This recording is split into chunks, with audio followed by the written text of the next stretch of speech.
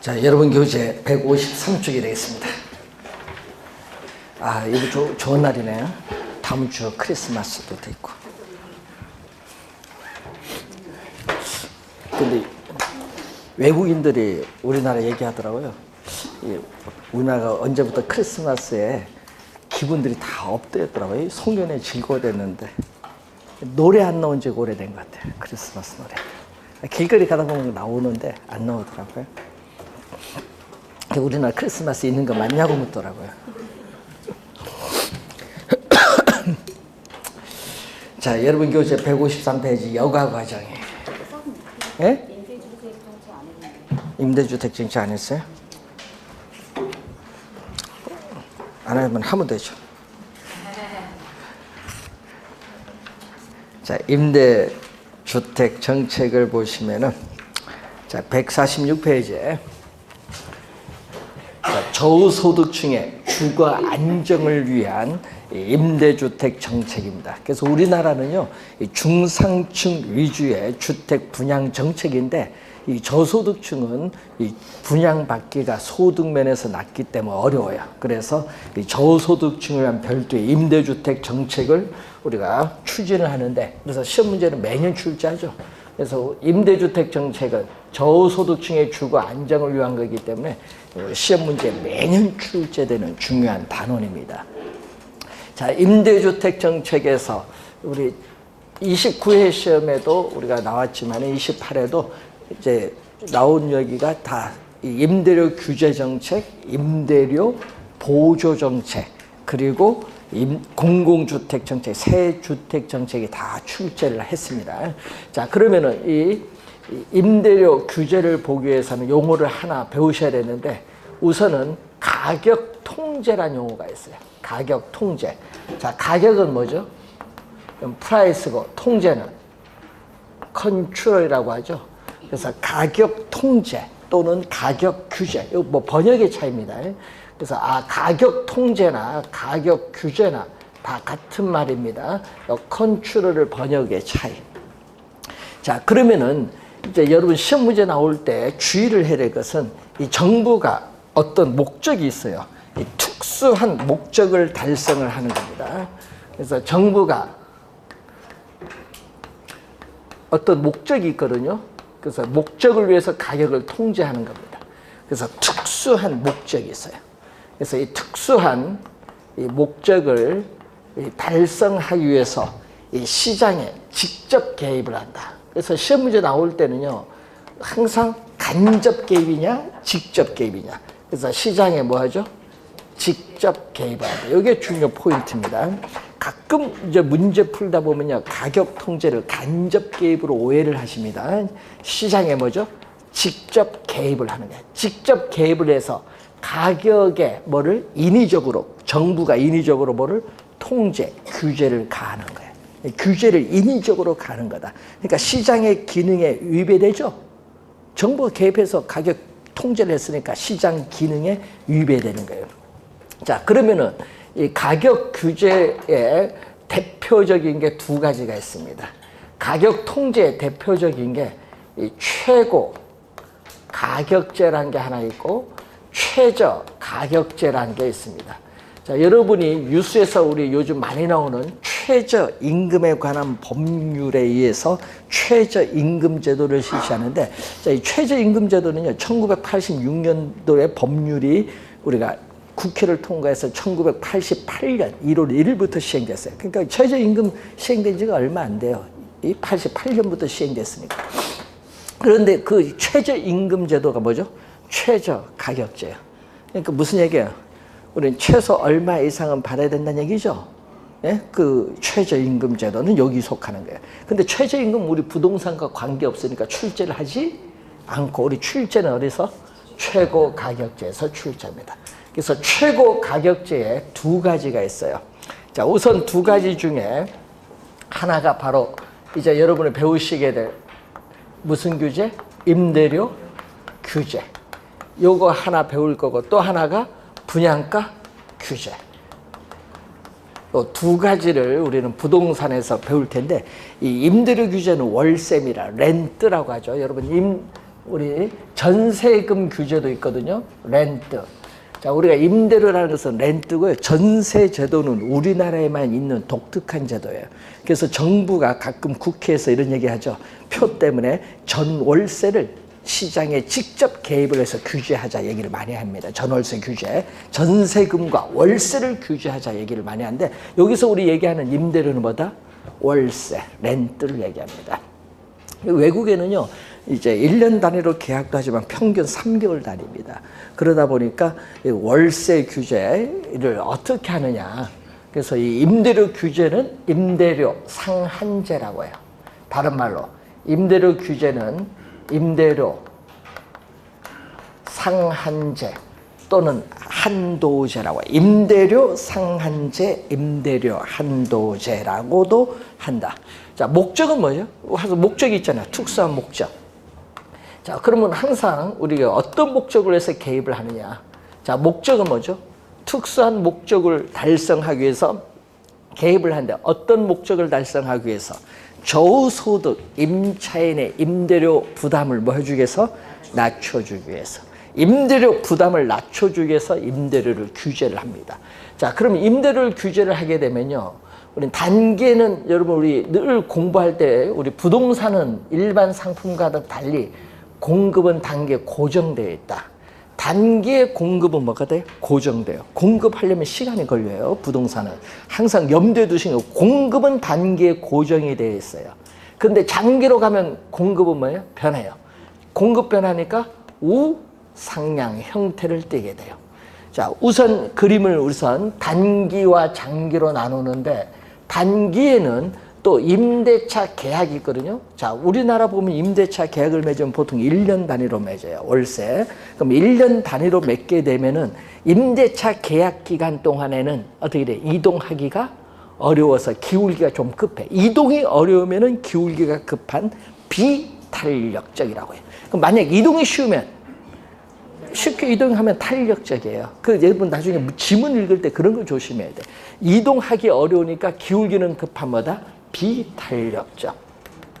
이동이 쉬우면 탄력적. 그럼 장기로 가면 어떻게 돼요?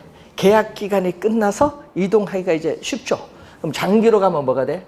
이게 이렇게 완만한 뭐가 된다? 탄력적이 돼. 단기는 기울기 급하고 장기는 완만한 탄력적이 돼. 자, 지금 현재 시장에서의 임대료가 예를 들어서 시장의 임대료가 60만 원이다. 자, 여러분 시장 임대료가 60만 원. 이게 시장에서의 수요 공급이 만나는 점이 바로 무슨 임대료? 균형이라고 해요. 수요 공급이 만나는 점은 균형입니다. 시장 균형 임대료가 지금 60만 원이면 너무 비싸다. 저소득 임차인의 임대료 부담을 뭐 해주기 위해서? 낮춰줘야 된다. 낮춰주기 위해서 어떻게 돼요? 이 시장의 임대료보다 더 낮게 해서 어떻게 돼요? 규제를 해야 돼요. 그럼 이게 바로 우리 무슨 임대료? 규제를 했잖아요. 규제 임대료. 자, 그러면 이 규제 임대료를 얼마로 했느냐? 예를 들어서 규제 임대료를 40만 원이다. 그러니까 시장에 60만 원을 여러분 내야 되는데 정부가 개입을 해 규제를 했어요. 몇만 원? 40만 원 넘어서 받기를 하지 마라. 그럼 받아봐야 얼마? 이 40만 원이 최고 받을 수 있는 임대료야. 그러니까 법적으로 허용하는 범위 내에서 받을 수 있는 최고의 임대료가 얼마다? 40만 원. 그럼 35만 원 받아도 관계없어. 하여튼 40만 원 넘어서는 받지 마라. 그래서 이걸 우리 뭐라고 하죠? 법이 허용하는 범위 내에서 받을 수 있는 최고의 가격입니다. 그래서 우리는 이 빨간 선을 최고 가격인데 시험 문제는요. 이 균형 임대료보다 밑에 있어서 최저라고 출제를 많이 합니다. 최저가 아니라 최고라는 의미예요. 최고의 의미는 법이 허용하는 범위 내에서 받을 수 있는 최고의 임대료다 이런 의미예요. 그리고 여기 임대료 뭐죠? 상한선. 임대료의 상한선. 또 무슨 가격? 상한 가격. 또 균형 임대료보다 밑에 있다고 해서 또 시험 문제는 또 뭘로 출제한다? 하한 가격. 말을 좀 바꿔서 출제합니다. 그래서 시험 문제 나오면요. 이 말장난에서 잘 넘어가요. 주의하셔야 돼. 상한 가격. 이게 빨간 선이 임대료의 상한선입니다. 그래서 이 규제 임대료가 여러분이 임차인이 법이 허용하는 범위 내에서 우리가 가장 높게 지불해야 될 임대료의 뭐다? 상한선. 임대료에 대한 상한선이야, 여선. 상한선. 예? 그래서 이 상한 가격이죠. 하한 가격이 아니다. 자, 그러면은 균형인데 단기에는 여기 지금 균형 상태에서 공급량이 이렇게 주어졌어요.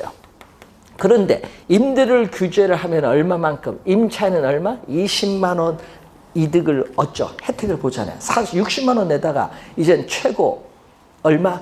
40만 원을 내야 되니까 20만 원의 혜택을 봐요. 그러면 어떻게 돼요? 수요는 단기적으로 어떻게 돼요? 요 상태에서 수요가 더 이만큼 뭐 한다? 싸니까 수요가 증가를 했어요. 그러니까 수요량이 여기거든요. 그래서 공급량보다 수요량이 더 크다. 단기에는 규제를 했기 때문에 공급량 수요량이 같지 않아요. 수요량이 싸니까 더 많았어요. 이걸 전문용어로 뭐죠? 수요량이 공급량보다 큰 상태를 전문용어로 우리 균형에서 배웠잖아요. 균형 가격에서 초과 공급, 공급이 더 많다. 초과 수요. 우리가 수요량이 공급보다 더 많다. 초과 수요인데 여러분 2년 전 28회 시험에는 이것을 초과 공급, 과잉 공급으로 출제했어요. 초과 공급, 과잉 공급 같은 의미인데 과잉 공급으로 출제했어요. 과잉 공급이 아니라 뭐죠? 초과 수요가 발생한다. 이 시험 문제 많이 내거든요. 초과 수요, 초과 공급. 정답으로 많이 묻습니다. 좀 주의를 해야 되는 게 초과 수요가 발생을 해요. 단기에는 이렇게 초과 수요가 적거든요. 근데 장기로 가면 달라지죠. 임대차 계약 기간이 끝나서 들어오는 인구까지 고려하면은 단기보다는 어떻게 돼요? 이 균형에서 단기보다는 수요량이 더 많이 증가해. 그러니까 수요량은 단기보다 더 많이 증가를 해요. 근데 공급은 어떻게 돼요? 또 얼마? 손해를 보잖아요. 임대인은 손해를 보는데 단기는 공급이 고정되지만 장기는 액션을 취해 줄 수 있어요. 임대는 손해를 보니까 임대주택에 자금 투자를 기피해요. 손해보는데 왜 투자하냐 이거지. 그래서 어떻게 돼요? 기존의 임대주택을 비용을 투입을 해서 개조를 해. 뭘로? 임대주택이 아닌 자가주택. 에? 임대주택 안 하겠다 이거야. 비용 투입해서 어떻게 품질이 높은 자가주택으로 개조해서 그걸 자가주택으로 매각을 해버려요. 그럼 시장의 임대주택은 점점 줄어들어요. 그래서 임대주택 공급은 이렇게 장기로 가면요. 점점 이렇게 줄어드는 거예요. 그래서 임대주택 공급량은 장기로 가면 이렇게, 장기로 가면 점점 줄어들어요. 그럼 공급은 이 정도밖에 안 되는데 사회에서 필요한 양은 이만큼이에요. 그러다 보니까 어느 만큼? 이 크기만큼의 뭐가 발생한다 또? 초과 수요가 발생한다. 여기서 주의해야 될 거는 단기보다는 장기로 갈수록 초과 수요는 더 커지는 거예요. 이 초과 수요가 커진다는 것은 이만큼 여러분 임대주택이 부족한 거예요. 초과 수요는 임대주택에 있어서의 부족량인데 임대주택의 부족량이 더 커진 거예요. 장기로 갈수록. 그러면은 저소득 임차인은 임대주택 구하기가 더 어려워져요. 어려워지면서 임대주택난이 심화가 돼. 그러니까 여러분 저소득층을 보호하기 위해서 규제를 했더니 오히려 장기로 가면은 임대주택 구하기가 더 어려워진다는 얘기예요. 이게 뭐냐? 부작용이 나타나는 거예요. 장기로 가니까 어떻게 돼요? 효과보다는 뭐가 더 커? 부작용이 더 큰 거예요. 그리고 부작용이 크다는 것은 또 뭐죠? 요 공급은 적다 보니까 초과 수요자들의 경쟁이 벌어지죠. 경쟁이 벌어지면서 장기적으로 뭐가 형성된다? 암 시장이 형성이 된다. 여러분 암 시장이 형성된 거 대표적으로 여러분이 옛 극장에 여러분 암표 사보신 분, 저 한 표 몇 번 사봤거든요. 과거에. 예? 예? 꼭 나는 7시 타임에 영화를 봐야 되는데 표는 11시밖에 없어. 그럼 어떻게 돼? 웃돈을 주고서라도 암표 사서 7시 봐야지. 예? 요즘은 인터넷 있었죠. 옛날에 인터넷 없을 때는 암표 사야 돼 이게. 뭐 예약이 어디 있어. 그래서 사야지. 미리 가서 표를 구매를 하든지 이렇게 해야 돼. 옛날 인터넷 없을 때는요 샀어요. 그래서 저 보디가드 영화 예? 예? 암표 주고 샀습니다. 그때 인터넷 없을 때입니다. 그래서 암시장이 형성돼. 그러니까 여러분 우리 저 야구 경기 빅 경기다. 그러면 어떻게 돼? 축구 경기 빅 경기다 하면요. 암표를 사야 돼. 월드컵 결승전 같은 경우 있죠. 결승전은요. 우리가 표가 예를 들어서 한 100만 원 정도 된다 하면 암표는 3천만 원 넘어가요. 예? 그러니까 그거 잘만 하면은 어떻게 돼? 돈이 되는 거예요. 예? 예? 그래서 카타르 같은 경우에 이제 2022년이에요. 예? 하잖아 월드컵. 저는 갈 거예요. 아, 그 동생이 있어요. 거기 대학교에. 부교수로 지금 있어요. 그 텍사스 쪽 분교로 나와 있는데 거기 이제 집도 있으니까 뭐만 가면 돼. 몸만 가면 되지. 그래서 또 동생한테 또 표가 오잖아요. 그 교수는 또 표를 나눠줘. 그러면 야, 좀 잘 구해봐라 해서. 그래서 이제 그것도 어떻게 돼요? 나중에 못 가면은 뭘로 띄우면 돼? 암시장. 빅경기일수록 가격이 비싸죠. 그래서 여러분 나중에 그런 거 이제 가야 됩니다. 우리나라 사람들이요, 그 우리 저 카타르 가려면 두바이 거쳐서 가야 돼요. 두바이, 아랍에미리트 연합인데 그 두바이에 가면요 입국도 못해서 쫓겨나는 한국인들이 꽤 많아요. 왜 쫓겨난지 아세요? 비행기 안에서 포도주 한 잔 먹어서. 비행기에서 칼에서 포도 주잖아요. 그냥 한 잔씩 먹어. 그 먹는데 입국할 때 어떻게 돼요? 딱 한 잔씩 먹어도 거기서 술 먹으면 안 돼요. 입국할 때 무조건 어떻게 돼? 입국 금지. 다시 한국으로 돌려보내버려. 그러니까 그런 것도 알아야 돼요. 술 금지, 돼지고기 금지. 야매는 있어요. 안에 호텔 가서 먹는 게 관계가 없는데 그래서 그런 게 있어요. 암시장에게. 그래서 그런 국가에서는 암시장이 너무 발달돼. 우리 한국인 배들 많이 가잖아요. 거기서 나오는 게 막 유통이 됩니다. 암시장에서는 가격이 진짜 비싸. 공급은 적잖아요. 그러다 보니까 수요자들이 부르는 게 값인데 이론적으로는 수요 곡선과 만나는 점, 이론적으로는 수요 곡선과 만나는 점에서 우리는 이게 암시장에서 형성되는 가장 높은 가격이야. 이걸 기꺼이 지불할 용의가 있다. 이론적으로는. 그런데 시장에서 뭐보다 더 높아요? 시장에 균형 임대료가 더 높아요. 그래서 장기로 가면요 이렇게 부작용이 심각해. 암시장 임대료. 근데 여러분이 어떻게 돼요?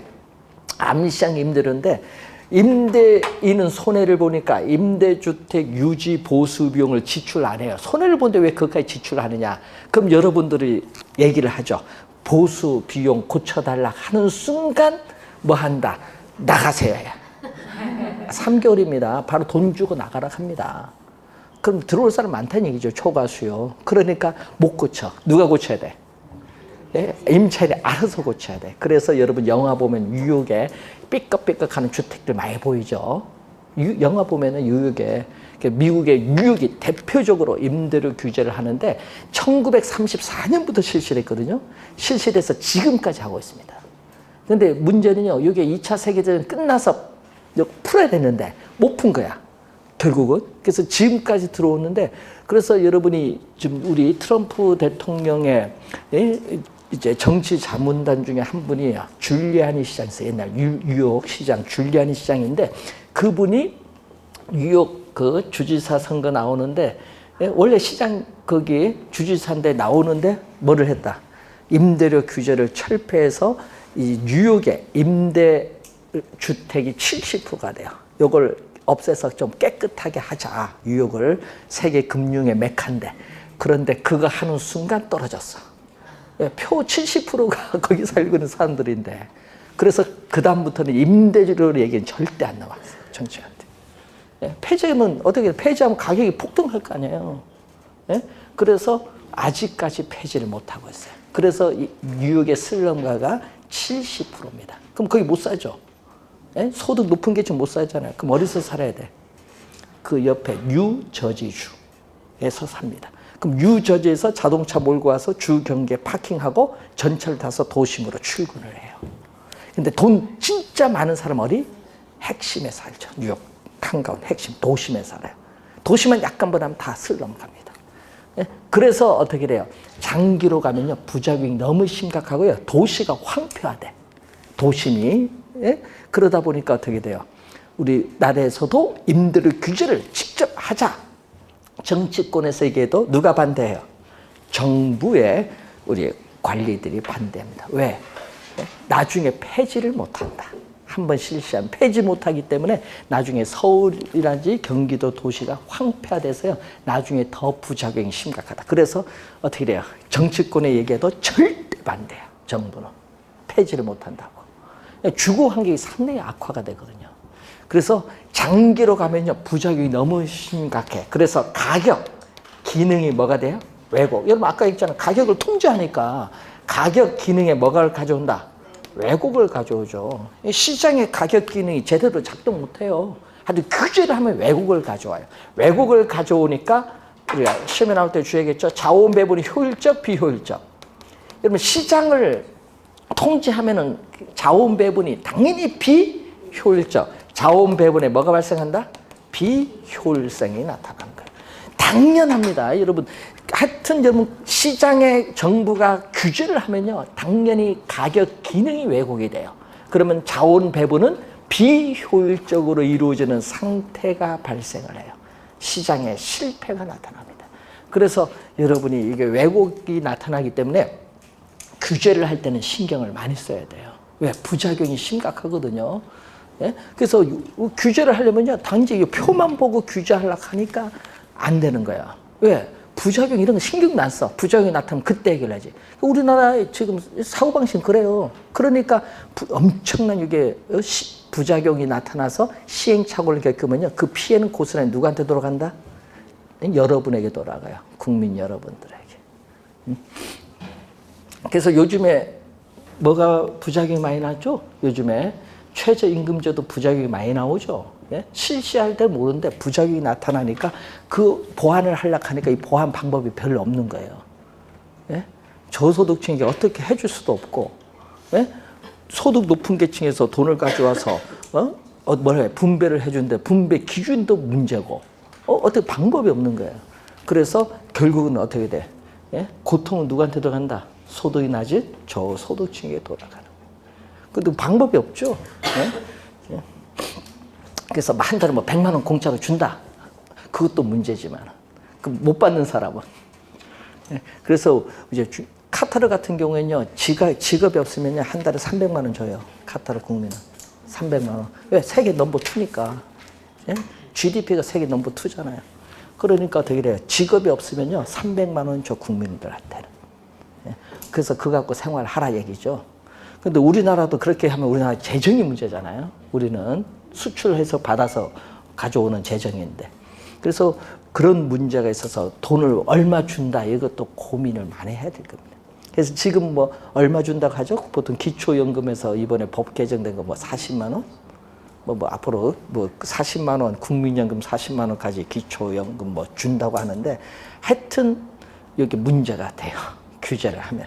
그래서 시험 문제는 여기서 진짜 많이 내는데 정답 지문을 많이 묻습니다. 정답 지문. 자, 암시장이라는 용어 꼭 기억해야 됩니다. 그러면 임대료가 몇 개 생겨요? 장기로 가니 암시장 임대료, 규제 임대료. 임대료 몇 개? 2개. 2개 생기는 거 뭐라고 해요? 이중. 2개 생겼잖아요. 이중 가격이라고 해요. 임대료에 대한 암시장에서 형성되는 임대료, 규제 임대료, 임대료에 대한 이중 가격이 형성되고 있다. 이중 가격. 그러면은 어떻게 돼요? 임대주택에 살고 있는 기존 임차인은 뭐를 내야 돼? 예? 어린애들. 요 규제 임대료 40만 원을 내는데 문제는 신규 임차인들은 어디서? 암시장에서 형성되는 높은 임대료, 시장 균형 임대료보다 더 높은 임대료를 내야 돼요. 그럼 기존 임차인과 신규 임차인 사이에 장기로 가면요. 소득 분배의 불균형이 어느 만큼? 이 크기만큼 소득 분배의 불균형이 심화돼요. 그럼 누가 손해를 봐요? 장기로 갈수록 기존 임차인보다는 신규 임차인이 손해를 봐요. 불리하다는 얘기예요. 그리고 기존 임차인은 다른 지역으로 회사 발령으로 이사를 가는데 이사를 못 가요. 왜냐? 다른 지역으로 이사 가면은 암시장에서의 높은 임대료를 내니까 이사를 못 가요. 계속 그 지역 임대주택에 살아야 돼요. 그러다 보니까 기존 임차인들의 이주가 기피되는 형상. 이사를 못 가는 거 주거이동이죠. 이사 가는 거 주거이동이 떨어져요. 저하되면서 다른 지역으로 출퇴근하기 위한 교통 혼잡이 발생해요. 교통 혼잡이 발생하고 또 교통 시간이 더 많이 들게 된다. 이런 문제점이 또 있습니다. 그래서 장기로 가면은 부작용이 심각하니까 어떻게 돼? 우리는 단기만 봐서 정책을 펴서는 안 되는 거예요. 그래서 어떻게 돼? 단기는 효과가 있겠지만은 장기로 가면 부작용이 많다는 거. 자, 우선 임대료 규제의 기본적 개념입니다. 그 분양가 규제도 마찬가지거든요. 그래서 여러분 꼭 주의해야 될 건요. 정부가 임대료 규제를 이렇게 직접 시장에 개입해서 지금 규제를 못 하고 있거든요. 그래서 우리 조순 부총리가 1980년 후반입니다. 이제 노태우 대통령 시절인데 이때 조순 부총리가 뭐를 했냐면요. 이 경제기획원입니다. 그때 당시는 장관 부총리인데 그때 됐을 때 뉴욕에서 공부하셨거든요. 이제 40년대 후반에서 50년 초에 그때 당시 뉴욕에서 자기는 요걸 혜택을 많이 받았다. 내가 정책권자가 된다면 반드시 이 정책을 실시하겠다는데 이게 뭐야 30몇 년 지났는데 부작용이 심각하잖아요. 그래서 어떻게 돼? 기획원 어떻게 돼요? 제자들이 전부 반대를 하는 거야. 안 된다고. 그래서 그럼 다른 방향으로 보호를 해주자 해서 나온 게 뭐냐? 주택임대차 보호법이에요. 여러분이 민법에서 배우죠? 주택임대차 보호법이 그래서 도입이 된 거예요. 그 도입된 순간 날랐죠. 왜? 임대인인 어떻게 돼요? 그 보호법상에 여기까지는 임대를 올릴 수 있다 착각을 해서 임대 대폭을 했어요. 그때 당시 임대료의 폭등을 가져왔거든요. 처음 실시할 때. 그래서 이 임대료를 잡기 위해서 강력하게 뭐 세무조사를 한다든지 뭘 한다든지 해서 2년 정도 지나서 임대료가 잡혔는데요. 그때 당시 우리나라 최초로요. 예? 광화문에서 화형식을 당하신 분이야. 그것 때문에. 그만큼 이게 엄청 문제가 됐거든요. 그때 당시 임대료 폭등을 가져와서. 지금은 어떻게 돼요? 예? 세월이 많이 흘렀잖아요. 지금은 여러분에게 뭐가 돼요? 도움을 주고 있습니다. 이 주택임대차 보호법이. 초기에는요, 상당히 이게 시행착오를 많이 겪은 법이에요. 주택임대차 보호법. 또 보호해주는 게 있죠. 요것만 있는 게 아니잖아요. 또 하나 있잖아요. 상가 건물 임대차 보호법도 여기 배우는 거예요. 그 법은 왜 생긴 줄 아세요? 하여튼 무슨 사건이 있으니까 생기는 거예요. 그거는요, 저 야탑에 가면요, 그 몰안에 있던 시외버스 터미널 야탑으로 옮겼거든요. 옮길 때 그 공사 누가 하냐? 삼성중공업이 했습니다. 삼성중공업이 했는데 그때 그 당시 공사 비용이 1,700억입니다. 예? 그걸 못 받았어요. 삼성중공업이. 못 받으니까 어떻게 돼? 예? 자기도 받아야 되는데, 뭐 먹고 살아야 되는데, 못 받으니까 그 야탑에 있던 역의 그 시설을 뭘 했다? 경매로 넘겨버렸어. 그럼 거기에 이제 임차인들 어떻게 돼요? 보증금 다 날리죠. 경매 넘어갔는데 다 날아가지. 예? 돈을 안 주니까. 그래서 날란 거야. 그 사람들이 하나은행 본점에 가서 계속 데모를 하는 거야. 보호를 못 받으니까. 예? 그래서 한 1년간 뭐 데모했나? 그래도 못 받지. 법이라는 게 딱 규정이 돼 있는데. 그래서 결국 어떻게 돼? 예? 그것 때문에 또 도입이 된 법이 상가 건물 임대차 보호법입니다. 하여튼 사건이 생기니까 나오는 거야. 뭐 사건 생기면 여러분 공부할 게 더 많아져요. 뭐 하나씩 더 생기니까. 또 사건이 생기니까 또 그 처음에 만들 때 그걸 몰랐죠. 그래서 또 뭐니까 뭐 5년 하다가 뭐 부작용이 심각하고 임대료 뭐 이런 거 이렇게 폭등 또 가져오니까 또 뭘 해야 돼. 또 이제 10년으로 또 법이 바뀌면서 그러니까 이게 처음에는 부작용이 심각하거든요. 처음에는 그걸 모르고 만들었다가 이제 시행착오를 겪으면서 계속 뭐를 해? 개정을 해오는 겁니다. 그래서 요즘에 상가 건물 임대차법은 뭐 때문에 그러냐면 임대료의 폭등을 가져오죠. 권리금 문제도 있고 권리금이 비싸면요 임대인이 나가라 해버려요. 장사 잘 되죠? 나가라 해서 본인이 하든지 하여튼 별거 다 해요. 그래서 우리나라 개그맨 중에 하나가 저기 강남역에서 막창집을 했었는데 진짜 장사 잘 됐어요. 임차인이니까 나가라 하니까 어쩌죠? 개그맨이니까 이거 또 항의도 못하고 알겠습니다. 나갈 수밖에. 공인이잖아요 개그맨도. 그래서 나가는데 자기가 그 노력한 거 권리금도 못 받고 나옵니다. 그래서 어떻게 돼요? 개정을 이제 또 한 것이고. 그래서 장사를 할 때는 예? 개그맨이 있는 건물에 가서 하든지 요즘에 연예인이 가지고 있는 건물에 가서 장사하면요 연예인들이 야박하게 못해요.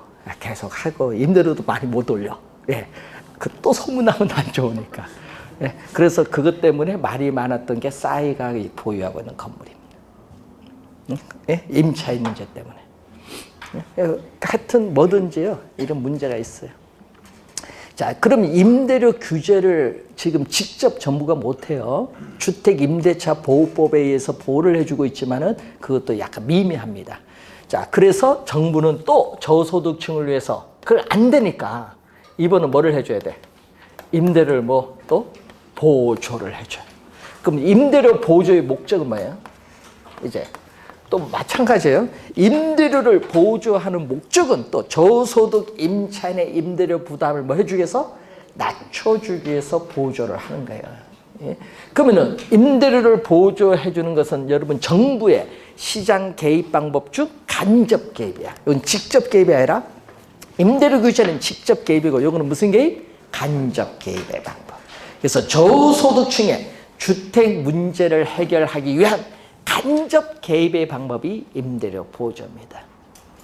그러니까 정부가 임대료의 일부를 무상으로 어떻게 돼요? 보조해 주는 겁니다. 뭐를 위해서? 저소득층의 임대료 부담을 낮춰주는 것을 목적으로 한다. 이런 얘기죠. 자, 그러면 우리나라에서 임대료 보조해 주는데 대표적인 게 뭐가 있어요? 여러분이 뉴스에서 뭐 들어보면은 우리나라에서 임대료 보조해 주는 대표적인 제도. 자, 여러분 박근혜 정부에서 도입된 거죠. 주택 바우처 제도. 예. 여기 좀 일찍 도입될 건데 세월호 사건 때문에 도입이 한 2년 정도 늦어졌어요. 예, 주택 바우처인데 이 바우처 뭐 많죠. 뭐 용어 많이 들어보는데 바우처는 이 교환권을 교환권. 쿠폰을 주는 거예요. 교환권인데 여러분이 뭐 우리 상품권 보면 X 적혀 있듯이 그런 교환권을 주는 겁니다. 자, 그러면은 주택 바우처 제도는 일종의 주거급여예요. 주거급여. 그럼 정부는 누구에게? 저소득 누구에게? 임차인. 저소득 임차인에게 뭐를 지급한다? 바우처. 예를 들어서 30만 원 바우처를 지급을 해요. 근데 지금 현재 임대료는 60만 원이다. 자, 현재 임대료는 60만 원인데 바우처 받은 것을 30만 원 받았잖아요. 플러스 자기가 또 현금 얼마? 30만 원 합쳐서 임대료를 누구에게? 우리는 임대인에게 지급을 하죠. 그럼 임대인은 바우처를 받았으니까 이 바우처를 정부에 뭐 해야 돼? 제시해서 정부로부터 뭐를? 현금을 지급을 받는 제도죠. 주택 바우처 제도. 일종의 주거급여인데 문제는 왜 정부는 저소득 임차인에게 현금으로 직접 보조를 해주지 않을까요? 직접 현금으로 보조해주면 좋은데 왜 바우처로 지급할까요? 그 돈을 다른 용도로 전용할 수 있기 때문에 그 전용되는 것을 방지하기 위해서 그래요. 그렇다고 뭐 전용 안 되는 것도 아닌데 보면요. 그래서 지급을 해요. 근데 문제는요. 이 임차인이 전국 어느 지역에 관계없어요. 본인이 바우처 대상이 되면요. 어느 지역 관계없이 뭐를? 임대차 계획을 체결해서 주택에 살면요. 신청하면 돼. 가끔 광고 나오잖아요. 전철 보면 옆에 광고 없나요? 주택 바우처에서 광고 표가 붙어 있을 거예요. 대상이 되면 언제든지 신청하세요. 그러면 어떻게 돼요? 지급을 하는 거예요, 정부가. 문제는 이걸 지급하는데, 그래서 임차인 어느 지역에 가서 살든 관계없다. 임차인의 주거 선택권이 보장이 돼서 여러분들이. 주거 선택권이 보장됐기 때문에 누구 중심? 요거는 소비자. 예? 임차인 누구? 소비자 중심이에요. 임차인인 소비자 중심의 제도예요. 왜냐? 임차인의 뭐가 보장됐기 때문에? 주거 선택권이 보장이 되어 있어요. 임차인의 주거 선택권이 보장됐기 때문에 소비자 중심의 제도예요. 그러면 여러분 작년에 29회 시험에 뭐 나온지 아세요? 29회 시험에 여러분 주택 바우처도 2번 출제했거든요. 주택 바우처 2번 출제하니까 29회는요 주택 바우처를 안 내고요 다른 걸 냈어요. 이걸 또 혹시나 싶어서 작년에 올해 29회 할 때 강의를 해줬는데 주거급여법이라는 게 있어요. 여러분 주거급여법이 도입이 됐거든요. 그래서 이걸 강의를 해줬거든요. 주거급여법에 주거급여라는 용어가 있어요. 제2조 용어에 보면요. 주거급여라는 용어가 있어요. 이게 저소득 임차인에게 뭐를 주는 거야? 저소득 임차인에게 임차료라든지 수선, 유지비 등 기타 이 지급품 등을 제공하는 것을 뭐라고 한다? 우리는 주거급여인데 이 개념을 29회 시험에 출제를 했어요. 주거급여 용어. 이것도 주택 바우처 제도 일종의 뭐다? 주거급여인데 이제 기준이 있겠죠. 그 어느 기준. 예. 그 옛날에는요 국민기초생활보장법상에 있어서 또 국민기초생활보장법상에서 기초생활수급자에게 또 주거급여를 일종 제공인데 그때 너무 적었어요. 한 6만 원 정도. 지금은 요건 최대 34만 원 정도 지급하는데 문제는 기준이 있거든요. 그 기준에 해당하면은 지급을 합니다. 왜 요즘에 이런 법들이 도입되면서 지급을 하냐 하면요. 뭐가 문제냐. 우리나라는요. 과거에는 임대료 보조가 없었거든요. 이거 박근혜 정부 4년차에 도입된 건데 그러니까 없었거든요. 없었는데 이런 게 도입이 되는 이유가 뭐냐. 예? 요게 문제가 생겼거든요. 우리나라는 임대주택 정책의 키워드는 우리나라는 요거예요. 공공주택 정책이에요. 공공주택을 공급을 해요.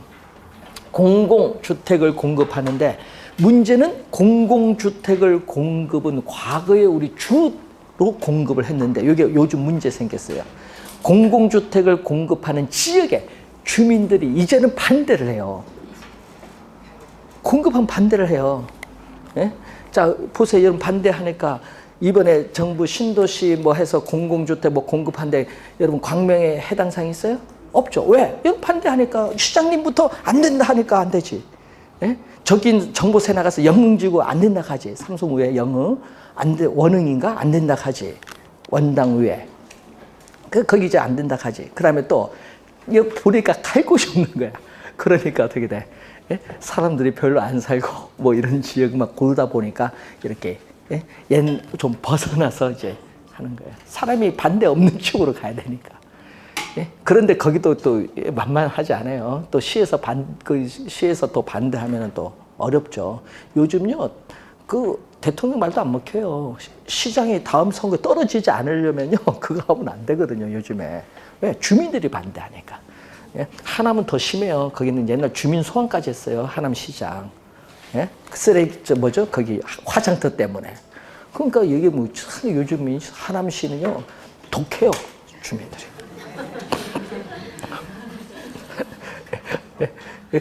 그래서 그런 시설이 들어가면은 공공주택이 좋은 건데 조사를 하면은 다 좋다고 창성하면서 자기 동네 들어오는 건 반대야.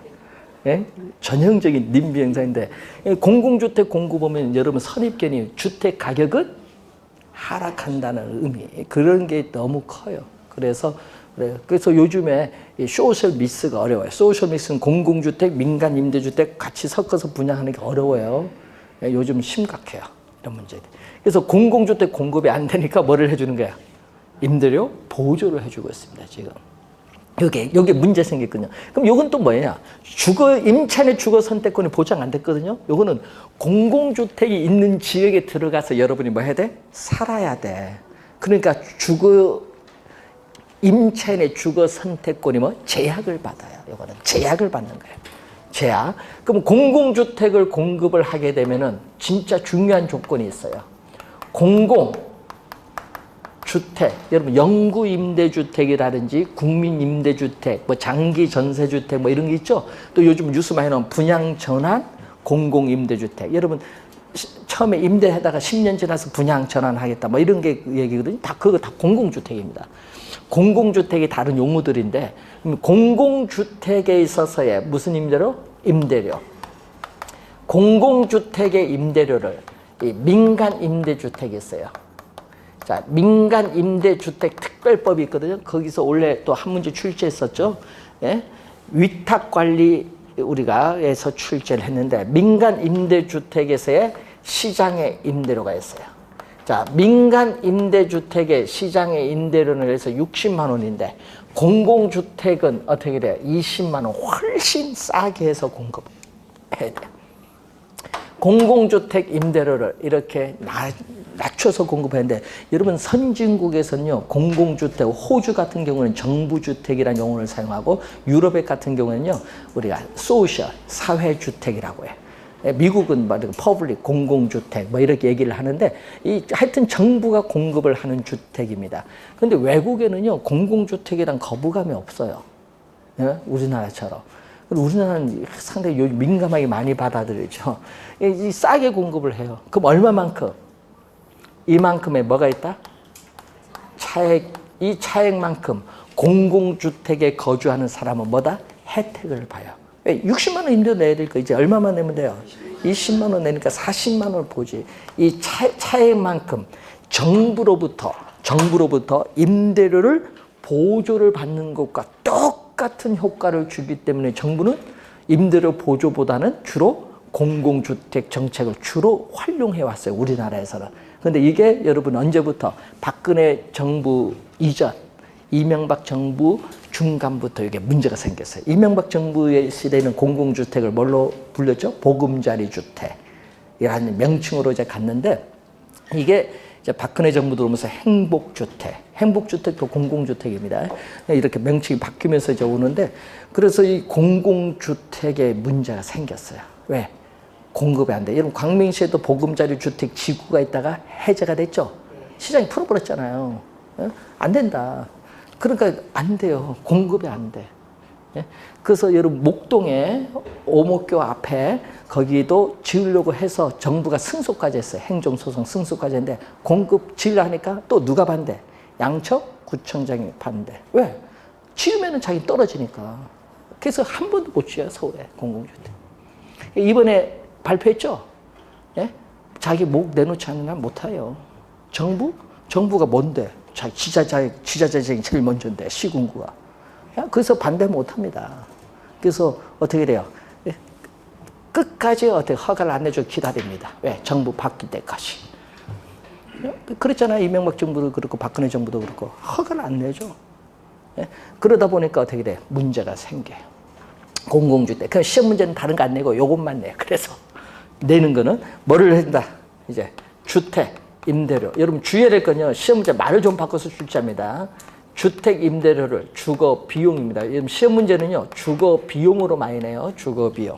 주거 비용은 주택 임대료라는 용어야. 임대료. 주거 비용은 주택 임대료를 뭐 해주는 효과? 보조해주는 효과가 있다. 그러니까 이 차액만큼 주택 임대료 또는 주거 비용을 보조해주는 효과가 있습니다. 그래서 시험 문제는 어느 것만? 요것만 출제하는데 임대료에 대한 또 무슨 가격?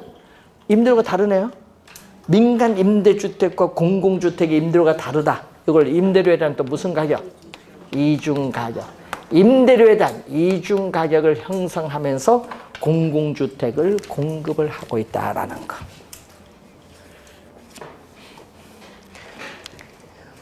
시험에 안 나오는 질문 과감히 버려야 됩니다.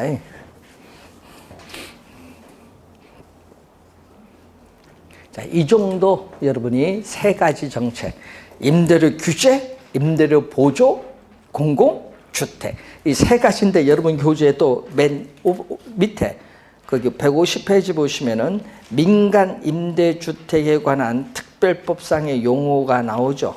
이 용어에서 올해 거기에 시험 문제가 위탁관리형 주택임대관리업이 있거든요. 위탁관리형 주택임대관리업의 업무를 올해 출제를 했어요. 그런데 여러분 대출 알선을 안 하거든요. 그 대출 알선 하는 그것을 출제했습니다. 그래서 여러분이 뭐 유지, 수선, 개량 이런 건 다 하겠지. 위탁관리, 주택임대관리업에서는. 자, 그래서 여러분 그 민간 임대주택에 관한 특별법상의 용어와 그리고 152페이지에 공공주택 특별법 상에 또 용어가 나오죠. 자, 공공주택에 대한 용어가 이렇게 많아요. 다 무슨 주택이야? 공공주택. 이것은 여러분이 1, 2월 가서 좀 더 자세하게 배울 겁니다. 아직 그까지는 하지 마시고 기본 개념 정도 확인하시면 되겠네요. 자, 153페이지 여과 과정. 자, 이 여과는 또 용어가 어려워요.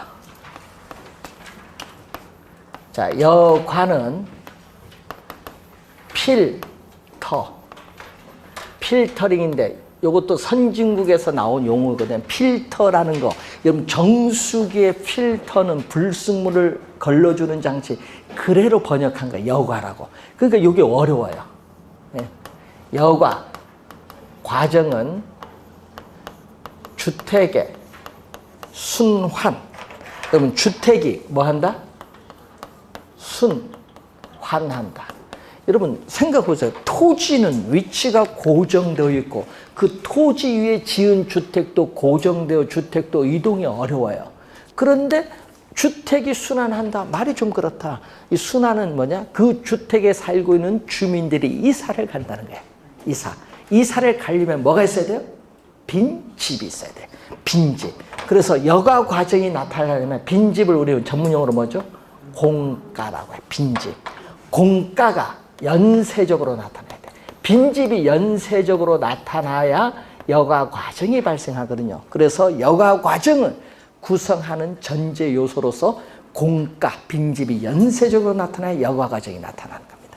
자, 그러면 주택의 이 순환되는 형상을 말하는데, 자, 시간이 경과함에 따라 주택의 질적인 변화가 나타나죠. 여러분 분양받은 주택을 여러분 사용하면 점점 노화되잖아요. 질적인 변화가 나타나요. 또는 뭐를 우리는 가구, 고소득층 가구, 저소득층 가구, 이 가구의 이동 관계를 설명하는 이론이에요. 주택의 질적인 변화와 가구의 이동 관계를 설명하는 이론이 무슨 이론? 여가 과정. 그래서 여가 과정에서는 우리는 소득을 둘로 봅니다. 소득 계층을 하나는 뭐죠?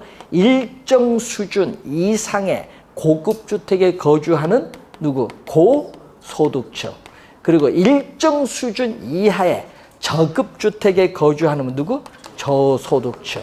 이렇게 우리는 여가 과정에서는 이론을 소득 계층을 둘로 봅니다. 고소득층, 저소득층 둘로 나누어서 우리가 이론을 전개합니다.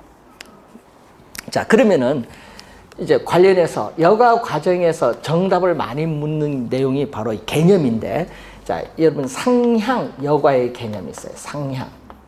상향 여과의 개념, 여가 과정. 또 하나는 하향 여과의 개념. 여과는요, 이렇게 두 가지 개념이 있어요.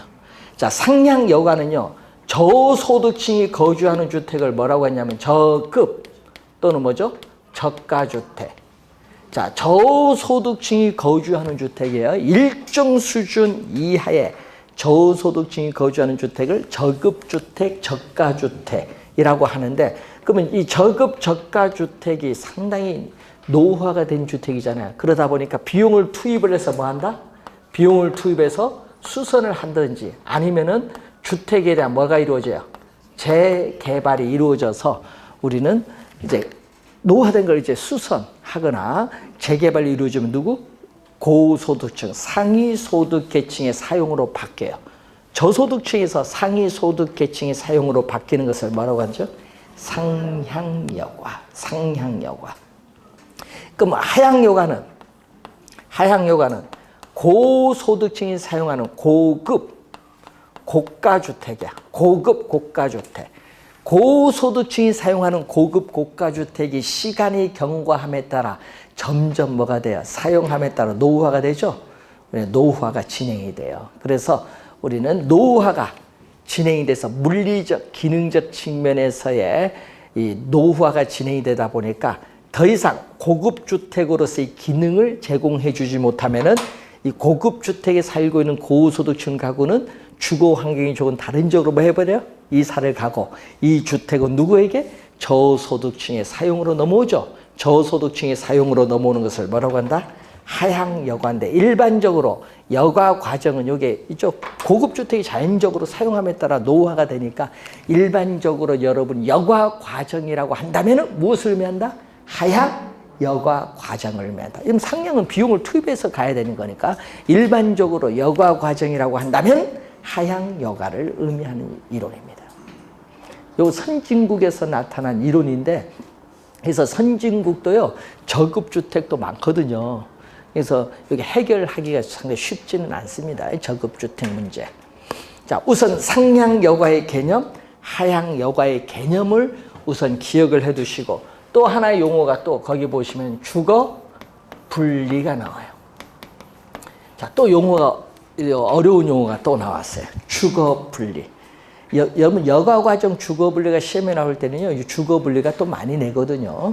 자, 주거 분리를 보면은, 자, 도시 내에서 저소득층이 거주하는 지역과 고소득층이 거주하는 지역이 서로 분리가 되는 형상을 말해요. 그러니까 고급 주택 지역과 저급 주택 지역이 서로 분리가 되는 형상을 전문 용어로 주거 분리입니다. 그래서 이러한 주거 분리 형상은 도시 전체에서뿐만 아니라 지리적으로 가까운 인근 근린 지역에서도 발생을 한다는 얘기입니다. 쉽게 얘기하면요, 도시 어느 지역에서든지 여러분들은 쉽게 주거 분리 형상을 관찰할 수 있다는 거예요. 그래서 도시의 역사적인 발달 과정과 밀접한 관련이 있는 용어가 바로 무슨 형상? 주거 분리 형상이에요. 주거 분리. 자, 주거 분리라는 용어를 배우는데, 자, 그래서 이 주거 분리 그리고 상향 여가, 하향 여가 개념 정확하게 기억을 좀 해두셔야 됩니다. 자, 그 주거 분리와 여가 과정을 우리가 나타난 이론은 우리가 나중에 좀 더 자세히 배우기로 하고, 우선 여러분 교재 155페이지에 오시면은 분양가 규제가 나오죠. 자, 분양가 규제는 아까 우리 저기서 뭐죠? 예? 가격 통제 중 무슨 가격? 최고. 분양가 규제 최고 가격. 가격 통제 중 최고 또 가격제 일종인 분양가 규제. 여러분이 요게 좀 가끔 2년, 3년마다 한 번씩 내는데 27회 시험에 나왔고요. 28구에 안 나왔죠. 여러분 30회는 나올 수도 있어요. 그런데 시험에 내면요, 분양가 규제의 목적이 지문 속에 나올 수 있습니다. 그래서 분양가 규제 왜 하느냐? 뭐 그 내용인데 그 관련돼서 몇 가지 중요사항 한번 보고요. 우리가 잠시 쉬고 시작하겠습니다.